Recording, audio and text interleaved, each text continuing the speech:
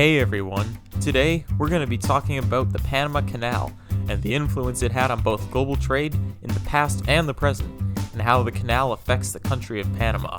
This canal obviously takes the crown as the most well-known canal in the world, much better known than the Suez Canal in Egypt and the Erie Canal in New York. Anyhow, enough of an introduction, and away we go.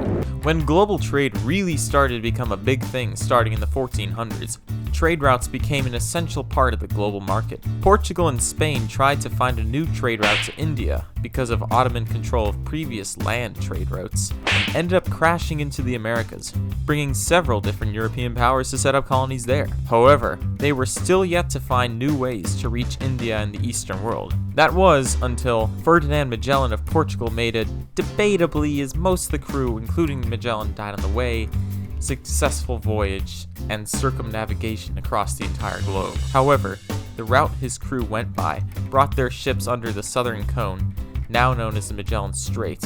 As global trade grew in size following the full colonization of the Americas, a faster route for Western European countries to trade with East Asian countries became necessary. Unfortunately, going through the Americas made trade unconventional, as the only sea routes were near the poles. The so-called Northwest Passage in Canada passed through Arctic waters and is frozen nearly year-round. The only other way was to go through the previously mentioned Magellan Strait, or the Drake Strait, which is extremely unconventional. As well, it's way out of the way of everything, and going this route could make the voyage nearly twice as long. Obviously, a new trade route was needed, but there were currently no natural ones. The beginning of the Industrial Revolution brought a completely new way of building canals, making them much bigger and much quicker. The Erie Canal, built in New York State in 1825, made trading of goods from east and west to the northern Appalachians much quicker. However, an innovation for a new canal that would affect global trade was definitely needed at this time.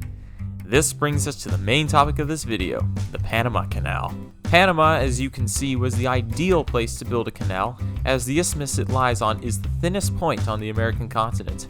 France was the first country to start construction in 1881, but did not complete the project, as many people died on the job in proportion to their workers. However, the United States, under President Theodore Roosevelt, restarted construction of the canal in 1904, and construction was completed in 1914. A large artificial lake, called Gatun, was also created during construction, and now carries ships much of the way through the canal. The United States remained in control over the region surrounding the Panama Canal until 1977, when it came under joint American-Panamanian control. Since 1999, the canal has been completely transferred to the Authority of Panama. So how exactly is the Panama Canal important? Well, considering it has some of the most busy shipping traffic in the world, one could say its global importance is rather high. Since 2008, around 14,000 ships pass through the canal every year, which account for more than 330,000 tons of cargo. It is a major route for the eastern United States to trade with Oceania and East Asia and vice versa, and this waterway has made the distance much shorter. Imagine you have to travel through the mostly frozen Northwest Passage or the Drake Passage all the way down in South America just to trade cargo. Some challenges still face the canal's efficiency and economic output. It has made Panama pretty rich compared to its neighbors, if that wasn't clear.